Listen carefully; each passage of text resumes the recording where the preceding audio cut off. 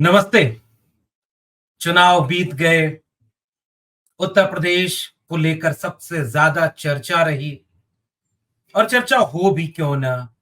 उत्तर प्रदेश के लोकसभा चुनाव के परिणामों ने पूरे देश की राजनीति को बदल दिया, प्रभावित कर दिया।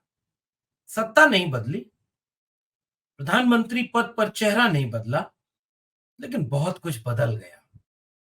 और जिसका असर, इस बदलाव का असर आने वाले वक्त में केवल देश की सियासत पर ही नहीं, प्रदेश की सियासत पर भी गहरे तौर पर देखने को मिलेगा। बेशक प्रधानमंत्री नरेंद्र मोदी फिर से शपथ ले चुके हैं, लेकिन अब वो पहले वाले प्रधानमंत्री नहीं होंगे।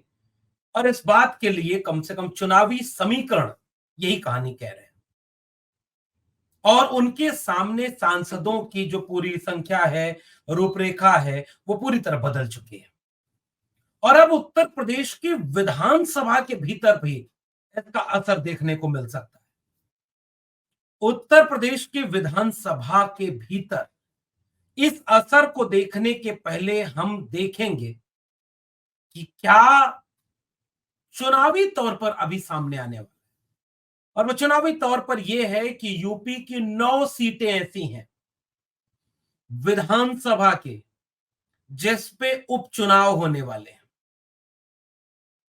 इसका असर उत्तर प्रदेश की सरकार पर फिलहाल तो देखने से नहीं मिलेगा कि इन 9 सीटों, और अगर मनोज पांडे की सीट रायबरेली से खाली घोषित कर दी जाती है, क्योंकि वो समाजवादी पार्टी के टिकट पर विधायक बने, लेकिन उनकी अंतरात्मा जब जागी कि सनातन धर्म को बचाने के लिए अमित शाह जी और नरेंद्र मोदी जी के साथ राजनीति करनी होगी, वरना धर्म नहीं बचेगा। और घर बुलाया, और आलीशान घर, वाह। उसके बाद से चुनाव में सक्रिय रहे और लगातार ये एक संशय बना हुआ है कि उनकी सीट पर भी क्या उपचुनाव होंगे, क्योंकि वो दूसरे विरोधी दल के साथ दिख रहे हैं। समाजवादी पार्टी अगर निष्कासित कर देती है, ये तो तकनीकी चीजें आप समझते ही होंगे, कि जब कोई नेता अपने मर्जी से दूसरे राजनीतिक दल को चुन ले और अगर उसकी पुरानी वाली पार्टी उसे निष्कासित घोषित कर दे, तो उसकी विधायकी बची रहेगी। लेकिन दल बदल अधिनियम तब लागू हो जाएगा कि अब आपने विधायकी छोड़ी नहीं और अपने दूसरे विरोधी दल के साथ प्रचार में अगर नजर आ गए, सीधे सामने आ गए, तो फिर आपके ऊपर कार्रवाई, दल बदल कानून लागू हो जाएगा।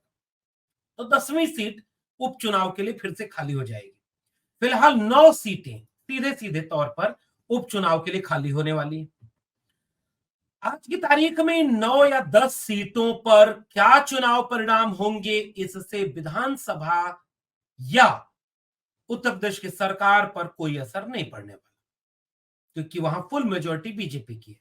हाँ, बीजेपी के अंदर खाने बहुत सारी खबरें हैं कि वहां पर उनकी अंदरूनी राजनीति से कहीं ऐसा तो नहीं कि बहुत कुछ असर पड़ने वाला हो।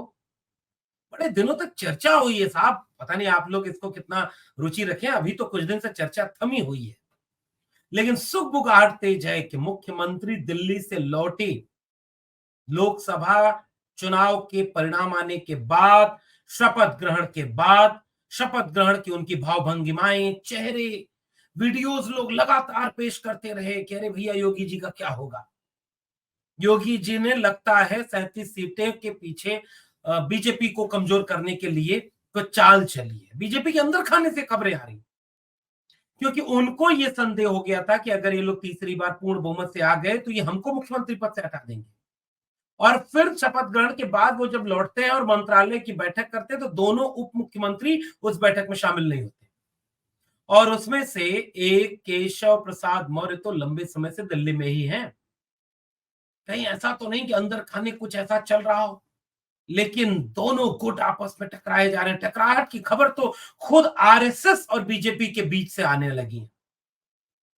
कहा यह जा रहा है कि 4 से 5 दिन आरएसएस प्रमुख मोहन भागवत गोरखपुर में थे, और ठीक उन्हीं दिनों योगी आदित्यनाथ भी 2 दिन गोरखपुर में थे, लेकिन दोनों की मुलाकात न हो सकी। और इसके पीछे भी लोग कई तरह के कयास लगा रहे हैं, कहानियां चल रही हैं। हालांकि आरएसएस ने बीजेपी का साथ दिया या नहीं दिया, इसको भी लेकर के लोग ढेर सारे नैरेटिव चल रहे हैं। आरएसएस प्रमुख का बयान आ गया, चुनाव को चुनाव की तरह लड़ना चाहिए, विपक्षी खेमे को, विरोधी खेमे को प्रतिपक्षी खेमे। अचानक से अंतरात्मा जाग गई। 10 साल इस देश के विपक्ष को कमजोर करने के लिए कोई कोर कसर नहीं छोड़ी गई। चुने हुए मुख्यमंत्रियों को जेल में डाला गया, चुनी हुई सरकारों को गिराया गया, चुने हुए सांसदों और विधायकों को खरीदा गया, बेचा गया, सब कुछ हुआ। आरएसएस प्रमुख मौन धारण कर रहे थे, मौन आसन। और जब चुनाव परिणाम आया, 2-4 दिन के भीतर ही आरएसएस प्रमुख का बयान आया कि प्रतिपक्षी को प्रतिपक्षी समझना चाहिए, विरोधी नहीं समझना चाहिए, एक मर्यादा रखनी चाहिए चुनाव में। अचानक से तो अंदर खाने बीजेपी के क्या चल रहा है ये तो बेहतर बीजेपी वाले बताएंगे, लेकिन बहुत कुछ ठीक नहीं चल रहा है। कई तरह की सुगबुगाहटें सुनाई देने लगी। टॉप के 2 लोग न बदले जाएं, इसके लिए टॉप के 10 लोग नहीं बदले गए, मंत्रालय वही के वही रहे। क्या आप जानते हैं कि रामदास अठावले एक भी सांसद, विधायक उनके 2 हैं शायद, लेकिन एक भी सांसद उनके चुनाव में नहीं जीते, फिर भी रामदास अठावले मंत्री बनेंगे।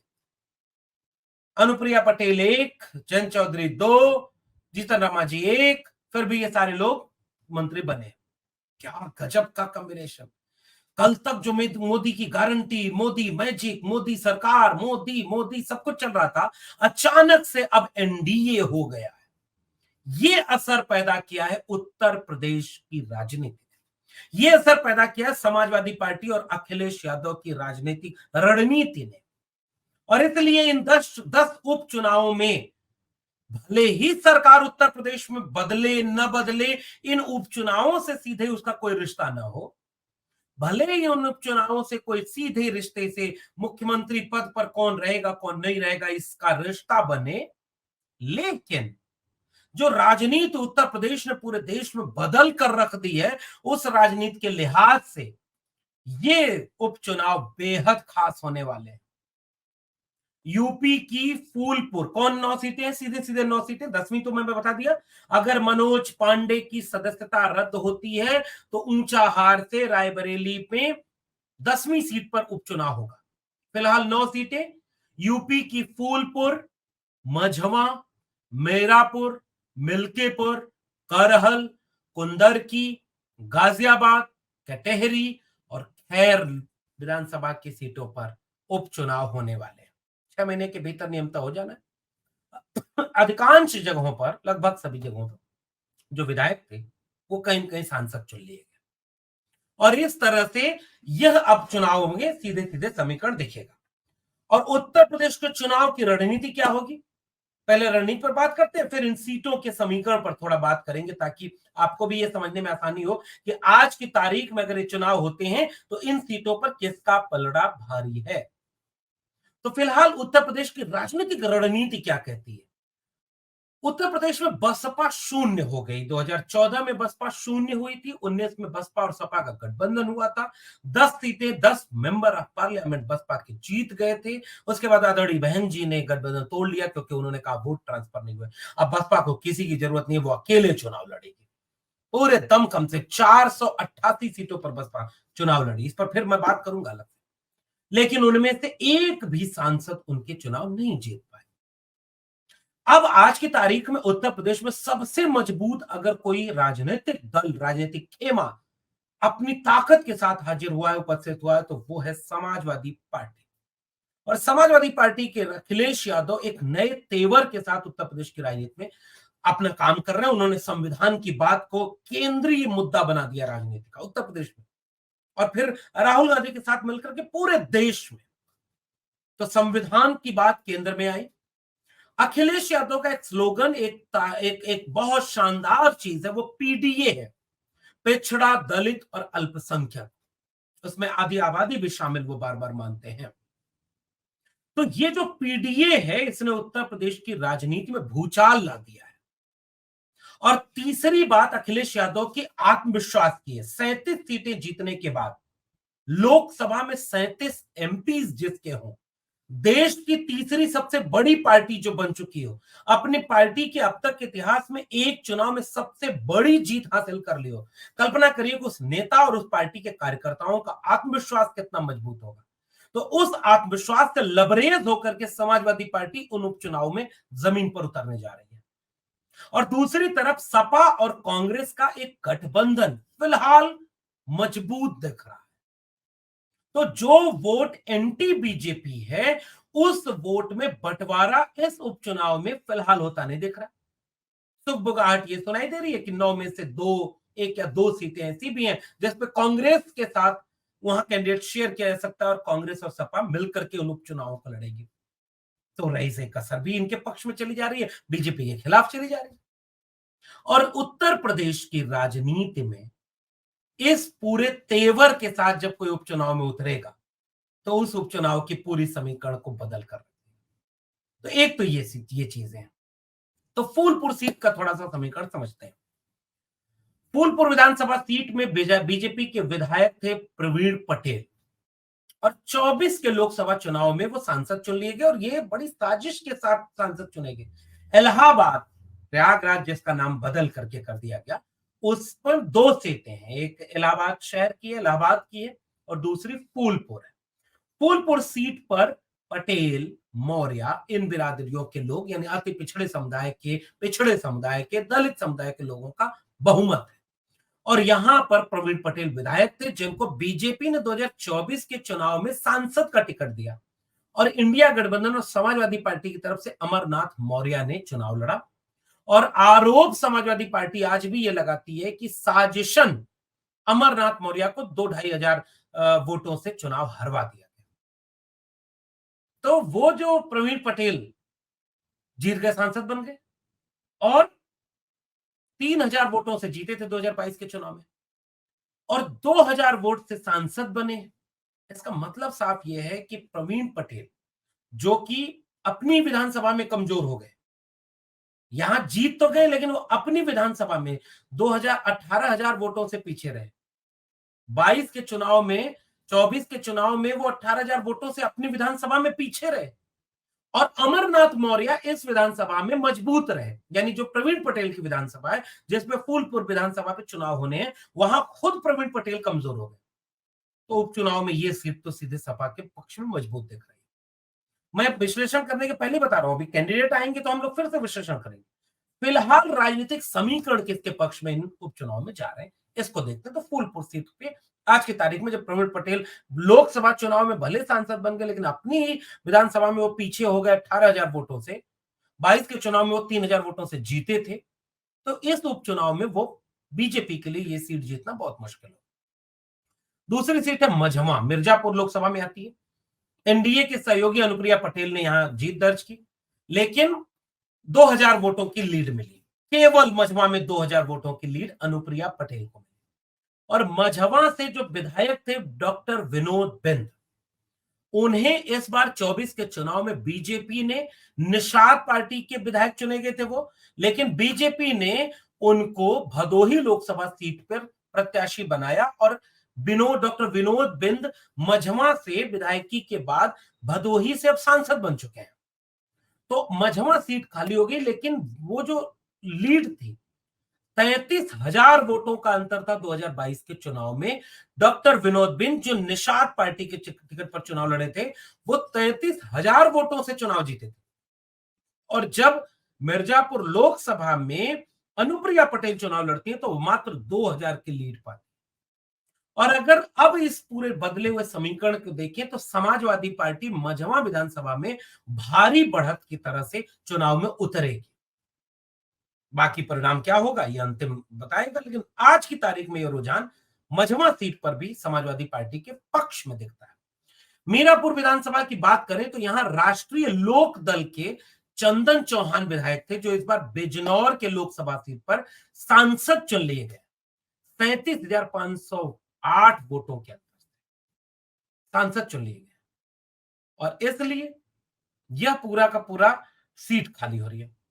राष्ट्रीय लोक दल और सपा के गठबंधन से 2022 में इस सीट पर यानी मीरापुर की सीट पर चंदन चौहान विधायक चुने गए थे 27,000 वोटों से। और रालोद का गठबंधन इस बार बीजेपी से हो गया है और बीजेपी और रालोद में वो केमिस्ट्री भी मजबूत दिख नहीं रही है, क्योंकि उन लोगों को लगता था कि जितना मजबूत मंत्रालय जयंत चौधरी डिजर्व करते थे वो उतना मिला नहीं। तो वो समीकरण इधर है और इधर सपा और कांग्रेस का गठबंधन। तो मीरापुर की सीट पर आज की तारीख में रालोद अगर बीजेपी के साथ अपनी आंतरिक झगड़े और चुनौती को मजबूती से डील कर ले गया तो मीरापुर विधानसभा में बीजेपी और आरएलडी मजबूत होगी।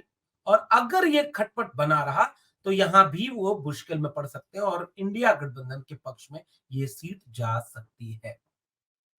अगली सीट की बात करें तो मिल्कीपुर विधानसभा है, जहां अयोध्या की बहुत प्रसिद्ध ये जीत ऐसी अयोध्या की जो पूरे दुनिया में जिसकी गूंज सुनाई दी। अयोध्या के सांसद को हिंदू होने के नाम पर गालियां, अयोध्या के लोगों को गालियां, अयोध्या के लोगों को अपमान कि बताओ बीजेपी को हरा दिया जो राम को लायक थे। ये लेकिन अयोध्या की सीट पर कमाल हुआ। और उसके बाद वहां तो मांगा जा रहा है, आप सोचिए ना कि अगर आप दलित हैं और अगर आप सामान्य सीट पर चुनाव जीत गए तो आपको गाली मिलेगी, अपमान मिलेगा और पार्टी को के नेताओं को कहना पड़ेगा कि इनकी जान को खतरा है। ये है हिंदू एकता, ये हिंदू होना। इस बात का जवाब भी हिंदू लोग पूछे जरा कि अवधेश प्रसाद पासी को किस बात के नाम पर उलाहना और अपमान झेलना पड़ा, अयोध्या वासियों को फैजाबाद की लोकसभा सीट को किस बात के लिए मतदाताओं का अपमान किया गया, इसको जरा आप भी पूछिए। फिलहाल मिल्कीपुर वो विधानसभा है जहां से अवधेश प्रसाद पासी सपा के विधायक चुने गए थे और 8,000 वोटों से अपने विधानसभा में लोकसभा चुनाव में 8,000 वोट से बढ़त में रहे। अपने लोकसभा में 13,000 वोटों से विधायक बने थे अपनी विधानसभा में और अपनी विधानसभा में 8,000 वोट से इस बार आगे भी रहे। तो अवधेश प्रसाद फैजाबाद सीट से सांसद चुन लिए गए हैं, इसलिए यहां पर उपचुनाव होगा। और फिलहाल जो परिस्थितियां बनती दिख रही हैं, अयोध्या के लोग फिर से तैयार हैं। बीजेपी एक कोशिश करेगी कि वहां पर अयोध्या से मिल्कीपुर से एक पासी को टिकट दिया जाए, लेकिन सपा भी इसके लिए रणनीति बना रही है। फिलहाल ये परिस्थितियां समाजवादी पार्टी के पक्ष में दिख रही है। अगली सीट है करहल, जिससे बहुत प्रसिद्ध इसलिए माना जाता है क्योंकि अखिलेश यादव समाजवादी पार्टी के मुखिया खुद इस सीट से विधायक थे और डिंपल यादव को करहल 55,000 की बढ़त मिली 2024 के लोकसभा चुनाव में। मैनपुरी से सांसद है डिंपल यादव। 22 में अखिलेश यादव ने इस विधानसभा में 67,000 वोटों से चुनाव में जीत दर्ज की थी और अब वो कन्नौज चले गए, सांसद बन गए। तो फिलहाल करहल की सीट तो माना जा रहा है कि समाजवादी पार्टी के पक्ष में ही जाएगी। कुंदर की एक विधानसभा है संभल में, जहां से विधायक समाजवादी पार्टी के थे जियाउर रहमान बर्क और संभल से लोकसभा के प्रत्याशी रहे, पिछली बार सांसद भी रहे। जियाउर रहमान बर्क के दादाजी शफीकुर रहमान बर्क, टिकट भी हो गया, 94 साल की उम्र थी, लेकिन अचानक उनका निधन हो गया तो जियाउर रहमान बर्क को संभल की सीट पर सांसद का टिकट दे दिया गया और सांसद की सीट पर अब उन्होंने 60,000 से अपनी विधानसभा जीती कुंदर की और 2022 में केवल 43,000 वोटों से वो जीते थे विधायक और अब की उन्होंने अपनी विधानसभा से कुंदरकी से लोकसभा में सांसद बनने के लिए 60,000 वोटों की लीड हासिल कर ली। इसलिए कुंदरकी की विधानसभा सीट पर पूरी तरह से सपा का पलड़ा भारी है। कटहरी है अंबेडकर नगर की एक लोकसभा, जहां से सपा के विधायक थे लालजी वर्मा और अब वो सांसद बन गए और अब वो विधायक की सीट कटहरी खाली होगी। लालजी वर्मा को इस बार 2022 में केवल 7,000 वोटों से चुनाव जीता था और लालजी वर्मा जब सांसद का चुनाव लड़ रहे थे तो अपनी विधानसभा कटहरी से 17,000 वोटों की लीड हासिल करते और रितेश पांडे जो पहले बसपा में थे फिर बीजेपी में चले गए, 1,37,000 वोटों से उन्हें हरा दिया। तो इस बार कटहरी में बढ़त बढ़ गई कि 7,000 से विधायक बने थे, 17,000 से सांसद बन गए अपनी विधानसभा में, ज्यादा बढ़त से। तो कटहरी विधानसभा भी आज की तारीख में सपा के पक्ष में है। गाजियाबाद की विधानसभा जिसके अतुल गर्ग विधायक थे और वो सांसद चुन लिए गए हैं, डॉली शर्मा के खिलाफ 70,000 वोटों की बढ़त मिली थी। तो ये गाजियाबाद की सीट ऐसी है, 22 के विधानसभा चुनाव में 1 लाख से ज्यादा वोट मिला था बीजेपी को, इस बार 70,000 ज्यादा मिला, इसलिए माना ही जा रहा है कि गाजियाबाद सीट पर बीजेपी मजबूत है। खैर सीट एक ऐसी है अलीगढ़ की जिसके बीजेपी के विधायक थे अनूप प्रधान, वो चले गए हाथरस, सांसद को चुनाव लड़ा, 2,67,318 वोटों के बड़े मार्जिन से वो सांसद बन गए, इसलिए खैर सीट बच गई है, खाली हो गई है। फिलहाल खैर की सीट पर अभी कांटे की लड़ाई बनती दिख रही है। तो ये वो सीटें हैं जिन पर उपचुनाव होने वाले, और फिलहाल अखिलेश यादव जैसा एक चमत्कारी नेतृत्व जो बहुत आत्मविश्वास से लबरेज है, समाजवादी पार्टी के कार्यकर्ताओं में गजब का आत्मविश्वास है और समीकरण उनके पक्ष में है। बीजेपी के नेताओं के खिलाफ एंटी इनकम्बेंसी है और बीजेपी के आंतरिक समीकरणों में घोर झगड़ा बना हो रहा है। तो संतों घर में झगड़ा भारी, ऐसी परिस्थिति में उपचुनाव में पूरी तरह से सपा और कांग्रेस भारी दिख रही है। आपका क्या मानना है नीचे कमेंट बॉक्स में बताइएगा, और जैसे इन सीटों पर और समीकरण खुलेंगे हम फिर से उन पर बात करेंगे। फिलहाल के लिए इतना ही, देखते रहिए हमारी इस बातचीत और विश्लेषण को, फिर मिलते हैं, तब तक के लिए बहुत बहुत धन्यवाद।